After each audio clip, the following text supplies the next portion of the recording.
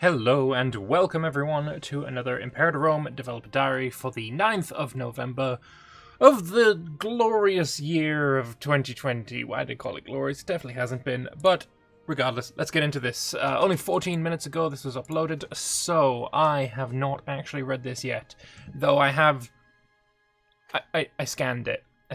Anyway, let's get into the Dev Diary. Hello and welcome to another Dev Diary for Imperator Rome, the Marius update. Today I'll be talking a bit about one of the bigger changes coming to warfare and how you raise armies in the game. We're getting levies. Oh yes, we are. Just before we go further into this was something teased quite a while ago, actually. It was teased some 4 weeks ago, because we did have a dev diary based on warfare, that in the outliner we did have something saying levies. So I can just show you that real quick right there. So this is in the warfare dev diary, uploaded like a month ago almost. And we have the first levy of something, right? And you can see there's some levies. Right, I felt like maybe this could just be a name, but apparently no. Apparently this is actually just exactly what it is. It is levies. It is levies, and this was back in the 19th of October, the dark days of October. Yes, but yeah, that was a while ago, and now we're confirmed we're getting levies. For most of the era covered by the game, the armies of Rome and other major powers were mostly comprised of levies. In the republics of the Greco-Roman world, the levy system was in many ways the foundation of democracy, based on the idea that someone who fights for their city also has the right to vote. While this was a versatile and cheap way to ensure large armies could be mustered rapidly, the lack of professional soldiers also meant it was hard to specialize armies and even harder to garrison faraway provinces. In the Marius update, there are no longer any permanent armies at start in most of the world. There are exceptions, and we'll return to those. Instead, troops are raised in time of need directly from the non-slave pops of your empire. I am so down for this. I don't know about you, but this is really, I'm liking this a lot. I'm liking this quite a hell of a lot. Yeah, no, that's good. That's good stuff. All right, so having a look here, this is obviously the military tab, and the levies that can be raised right now in Italia it's quite a lot. 27 regiments of heavy infantry, 34 regiments of light infantry, and 7 regiments of light cavalry is quite a hefty amount, not gonna lie.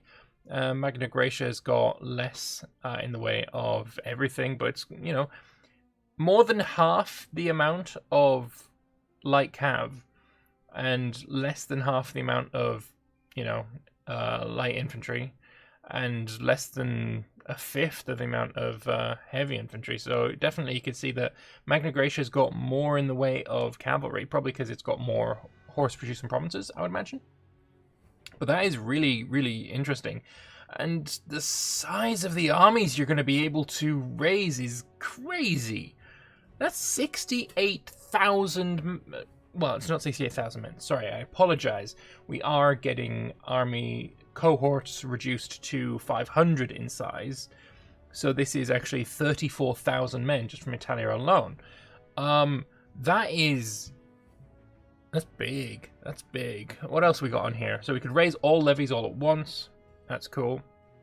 Got their traditions, got different cohorts, got different ships, levies, and then we've got legions. And I imagine legions are going to be the permanent armies. The exceptions, they're going to be called legions. It'd be nice if those were called something different based on the flavor of your empire. So, of course, for Rome, it would be called legions. For Greek world, it would be called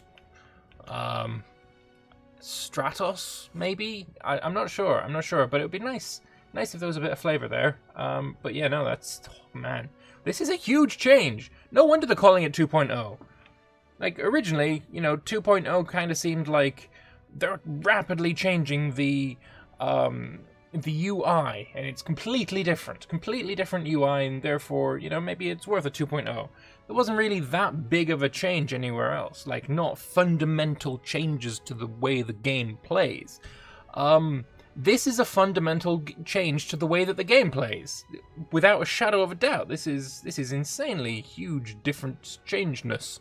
Words, more words in there in random orders. Yes, perfect. Yeah, no, that's very interesting. Levies are raised on a governorship basis, and only pops that belong to integrated cultures will be called up. That's interesting as well. That's very interesting as well. Since all able-bodied men from that pop are now part of your armed forces, any pop that is part of the levy will stop contributing to the economy until the levy is disbanded. Holy fuck! In addition to not producing income while levied, a pop that is part of a levy is exempt from migration, assimilation, conversion, and starvation. Raising levies has no cost in itself apart from a small bump in war exhaustion. Keeping the levy raised for a long time will incur a ticking war exhaustion similar to when you're at war in the current version of the game. Now, the question. The big question. What happens if you raise your levies and it gets stack wiped? What happens then? Because I would very much like to see a stack wipe result in a big loss of pops. Not 100% loss of pops, but a big loss. That is what I would like to see. So I'm recording this after the rest of the video has already been recorded, because we got a little bit of confirmation, and I feel like this needs to be inserted somewhere inside the video because it's bloody important. Nikki the Great asks, so does this mean that when an army is stack wiped, the pops will die? Yes. And he's edited the dev diary to add the possibility of pops dying from military losses, which somehow I missed, despite it being one of the most important things in here. Yes, it so is. Trin, come on. Come on, now I have to edit more. Thanks. Great. Oh, wow. What a change, though. What a change. I'm loving it. Alright, back to the regular part of the video. Alright, that's very interesting. So, if you raised all of the levies in Italia, we'd lose 2.74 in gold, you'd lose manpower, you'd lose research. I mean, if you're raising these guys, is manpower really that big of an issue?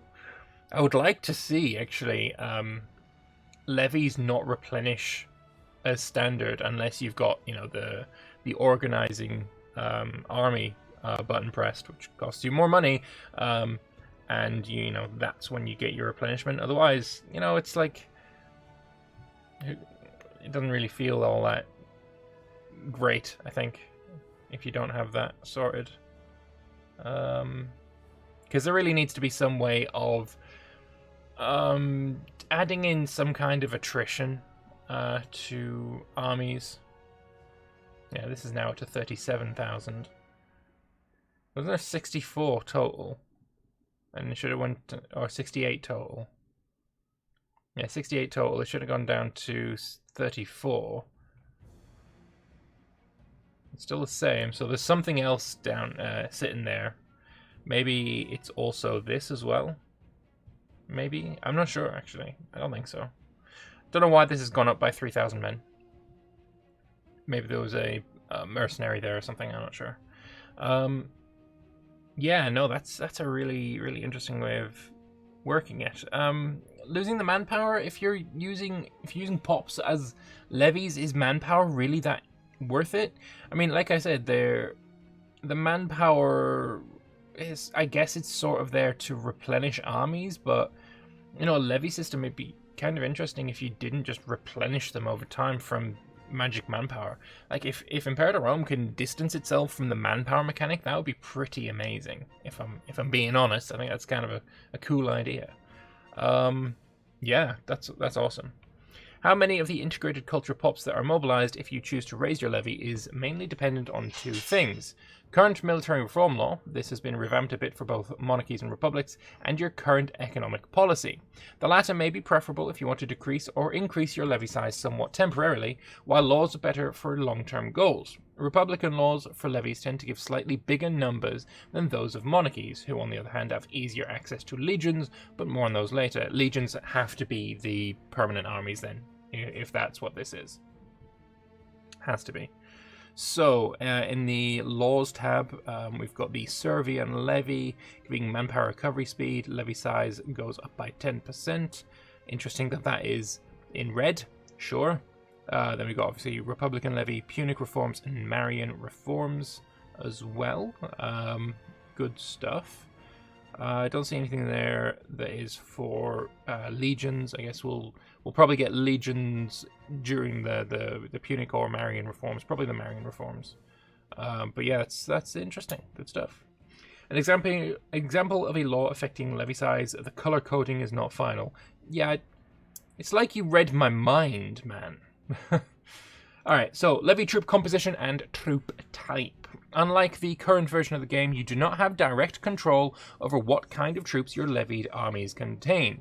That's really good, because that means that, you know, you're no longer going to have these massed armies of elephants, just like pure elephant spam armies, if you're fighting against, you know, a player who's in Carthage. Some kind of multiplayer game, perhaps. You're doing the Punic Wars, and the Carthaginian player just raises like a massive amount of elephants. Not gonna be able to do that anymore, it seems. I guess that's gonna, unless he makes it as part of his legion, but I imagine those are gonna be quite heavily reduced in size. What kind of troops you get is instead dependent on the culture of the pops being raised, with each culture in the game having its own preferred troop type template.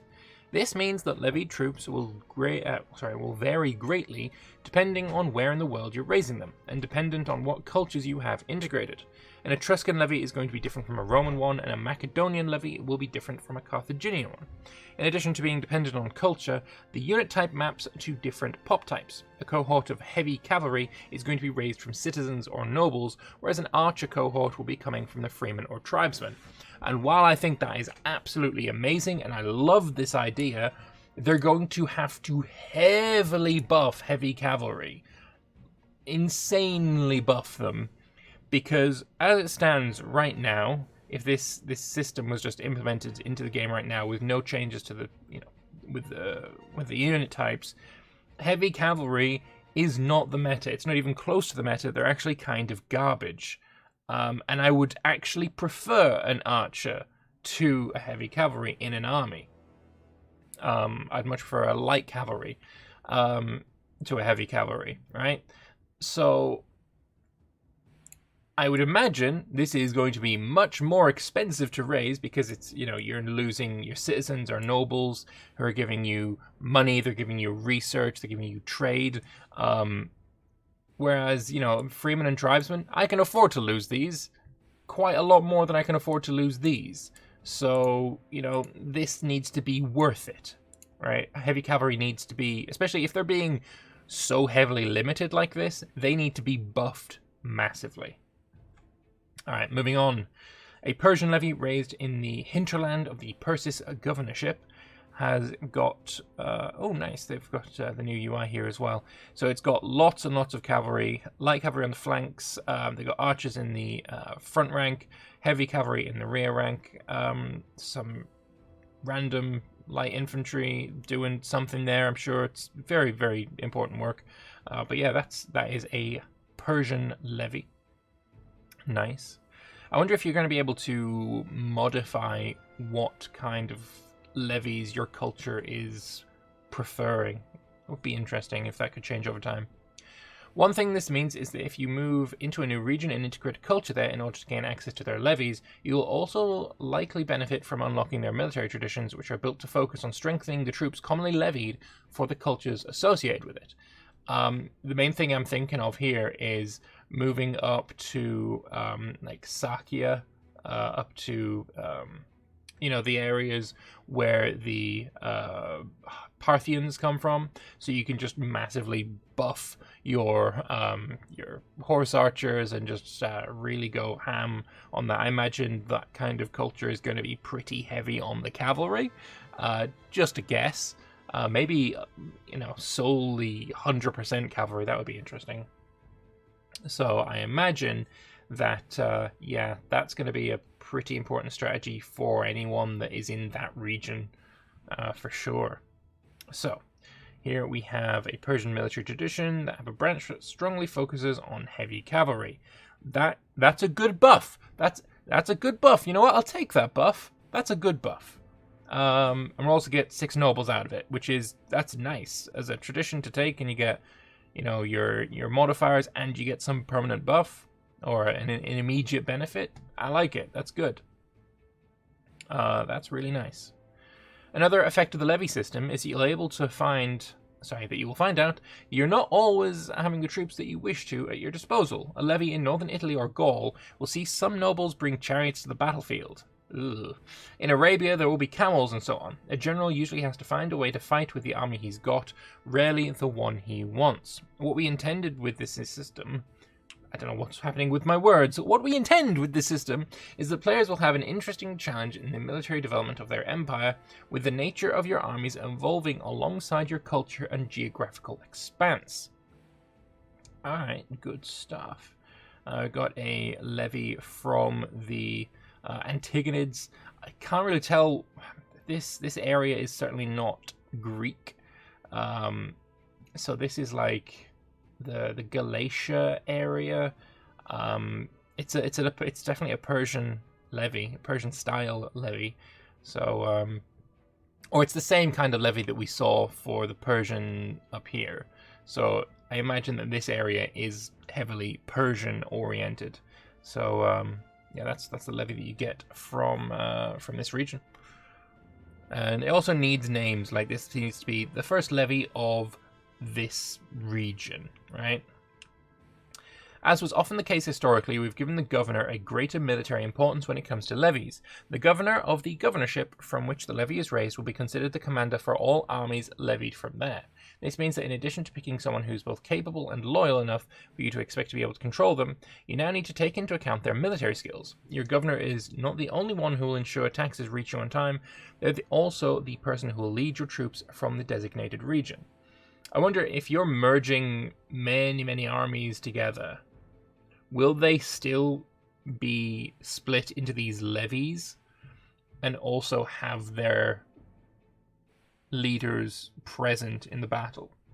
And would that affect things? Because I think that would be a pretty interesting system. If you levy from 3 different areas, you'd have, your left flank, your center, and then your right flank, and they'd each have a different commander based on, what governorship they're from. That would be really cool. Not gonna lie, I'd really like to see that. Yeah, getting multiple commanders involved in battles in some way would be really nice to see. Alright, tribal levies. Yeah, they definitely should play slightly differently. In a tribal country, political leadership is shared between a number of clan chiefs, with the rulership of the country passing between them with each succession.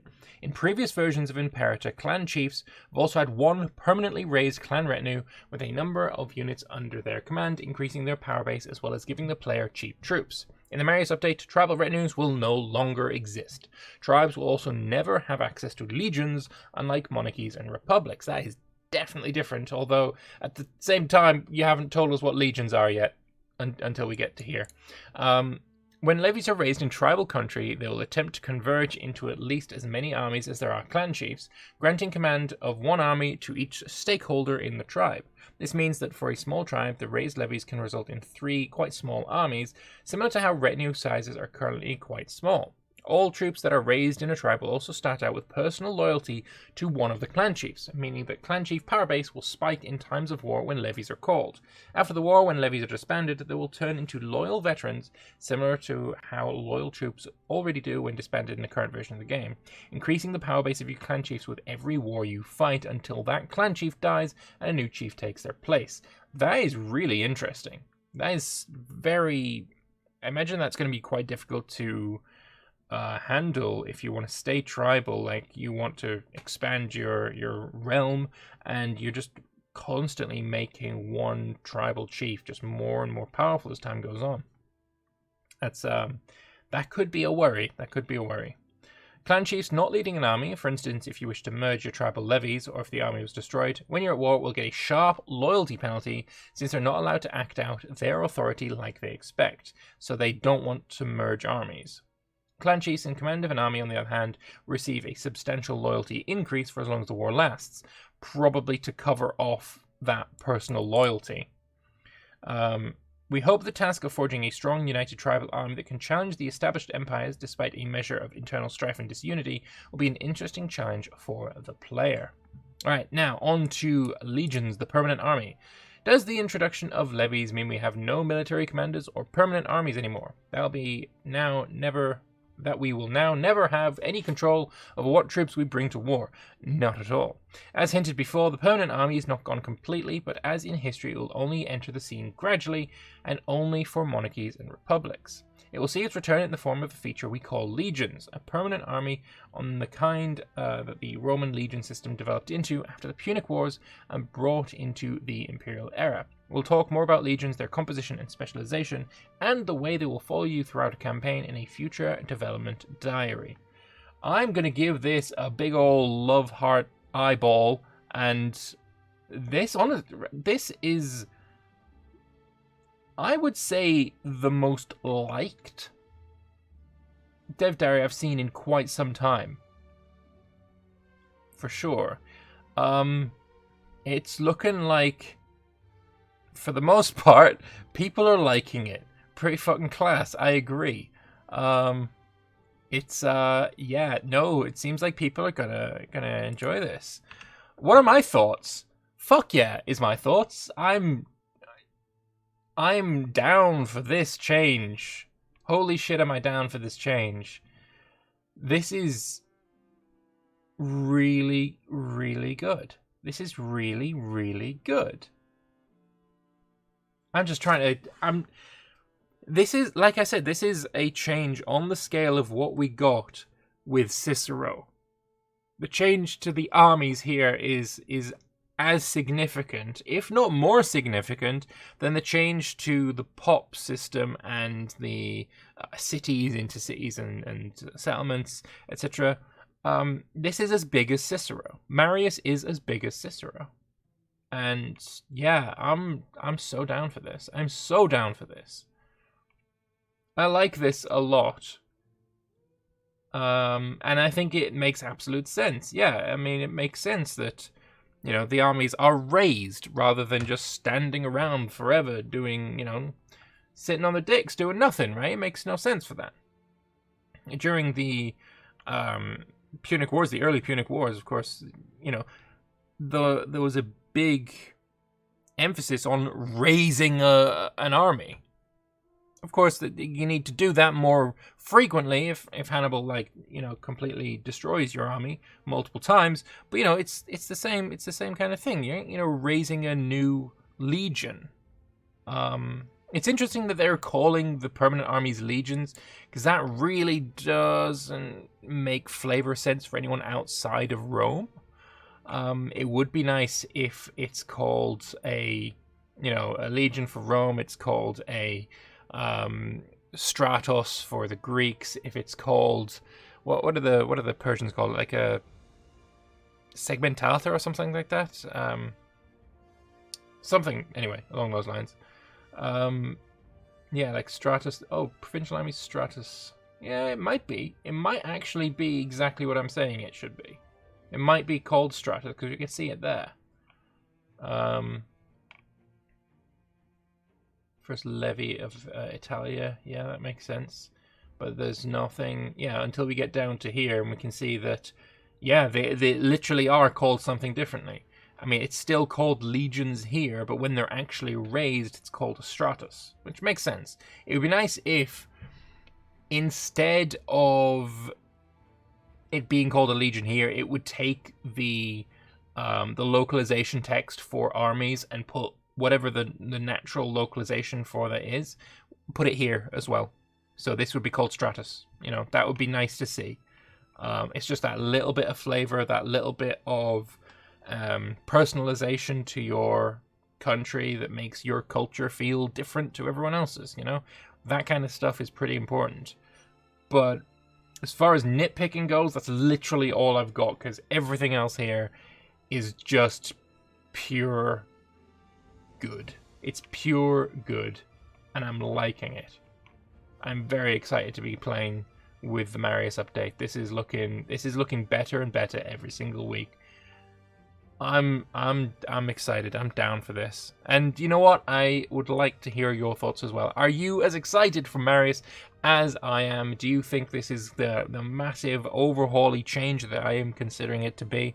I would like to hear your thoughts in the comment section below, so please do drop one down there. You can also hit the like button if you want to help out the channel. Likes and comments really help out with the algorithm, helps me out, helps get the video seen by more people, because YouTube is